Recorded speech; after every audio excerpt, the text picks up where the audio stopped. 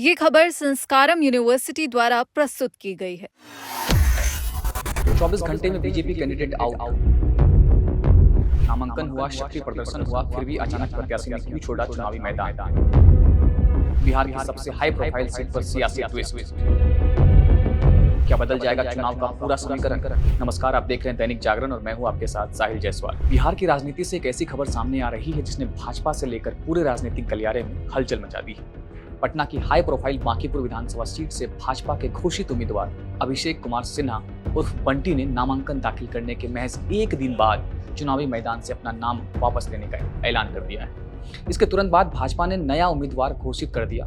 आखिर 24 घंटे के भीतर ऐसा क्या हुआ कि पार्टी को अपना प्रत्याशी बदलना पड़ा और अब बांकीपुर का चुनाव किस दिशा में जाता दिखाई दे रहा है, आइए विस्तार से समझते हैं। दरअसल बांकीपुर विधानसभा सीट बिहार की सबसे प्रतिष्ठित और हाई प्रोफाइल सीटों में गिनी जाती है। भाजपा ने इस सीट से भारतीय जनता युवा मोर्चा के प्रदेश उपाध्यक्ष अभिषेक कुमार सिन्हा, जिन्हें बंटी के नाम से भी जाना जाता है, को अपना उम्मीदवार बनाया था। लेकिन नामांकन के अगले ही दिन अभिषेक बंटी ने प्रेस कॉन्फ्रेंस कर चुनाव नहीं लड़ने और अपना नाम वापस लेने की घोषणा कर दी। अभिषेक बंटी के इस फैसले ने सभी को चौंका दिया, क्योंकि इससे ठीक एक दिन पहले उनका नामांकन बेहद ही भव्य तरीके से कराया गया था। नामांकन सभा में मुख्यमंत्री सम्राट चौधरी, उप मुख्यमंत्री विजय कुमार चौधरी, मंत्री विजय कुमार सिन्हा, भाजपा प्रदेश अध्यक्ष संजय सरावगी, दिलीप जायसवाल समेत कई एनडीए के वरिष्ठ नेता मौजूद थे। मंच से अभिषेक बंटी की जीत का दावा किया गया और हजारों कार्यकर्ताओं ने उनके समर्थन में शक्ति प्रदर्शन भी किया था। इतना ही नहीं, भाजपा की प्रदेश महामंत्री डॉक्टर प्रीति शेखर ने उनके समर्थन में लगातार सोशल मीडिया अभियान चला रही थी। उन्होंने नामांकन सभा को संबोधित भी किया था और संगठन की पूरी ताकत के साथ चुनाव प्रचार में जुट चुकी थी। लेकिन अगले ही दिन उम्मीदवार के नाम वापस लेने की खबर ने पार्टी कार्यकर्ताओं को हैरान कर दिया। उम्मीदवार के हटते ही भाजपा ने बिना देर किए नया चेहरा सामने ला दिया। पार्टी ने बांकीपुर के नरेंद्र भारतीय मंडल अध्यक्ष नीरज कुमार सिन्हा को अपना नया उम्मीदवार घोषित कर दिया। इसके बाद भाजपा की प्रदेश महामंत्री डॉक्टर प्रीति शेखर ने पहली आधिकारिक प्रतिक्रिया देते हुए कहा कि अभिषेक बंटी ने पूरी तरह पारिवारिक और व्यक्तिगत कारणों से चुनाव नहीं लड़ने का फैसला किया है।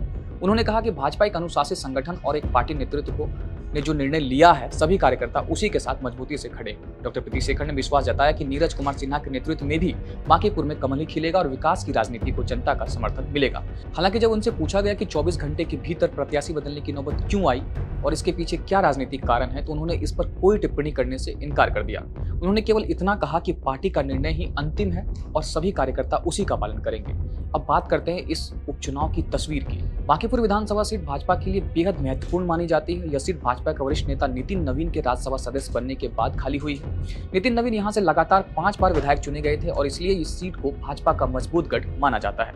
लेकिन इस बार मुकाबला आसान नहीं। चुनाव पूरी तरह त्रिकोणीय बन चुका है। भाजपा ने नया उम्मीदवार उतारा है, वहीं राष्ट्रीय जनता दल ने रेखा गुप्ता को मैदान में उतारकर वैश्य और पारंपरिक महागठबंधन वोट बैंक को साधने की रणनीति बनाई है। दूसरी ओर सबसे बड़ा राजनीतिक दांव प्रशांत किशोर ने खेला है। जनसुराज के संस्थापक प्रशांत किशोर खुद बांकीपुर सीट से चुनाव मैदान में उतर चुके हैं। उनकी एंट्री ने इस चुनाव को और भी दिलचस्प बना दिया है। प्रशांत किशोर युवाओं, शिक्षित मतदाताओं और पारंपरिक राजनीति से नाराज वर्ग को अपने पक्ष में लाने की कोशिश कर रहे हैं। अब भाजपा के सामने चुनौती सिर्फ अपना गढ़ बचाने की नहीं, बल्कि उम्मीदवार के साथ संगठन को दोबारा पूरी तरह सक्रिय करने की भी है। वहीं विपक्ष इस बदलाव को भाजपा की अंदरूनी कमजोरी के रूप में जनता के सामने रखने की कोशिश करेगा।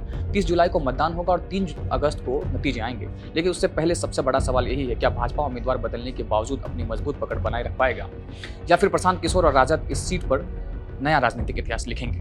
बाकी इस खबर पर आप क्या सोचते हैं, आपकी क्या राय है, हमें कमेंट सेक्शन में जरूर बताएं। देश और दुनिया की तमाम खबरों के लिए देखते रहें दैनिक जागरण। नमस्कार।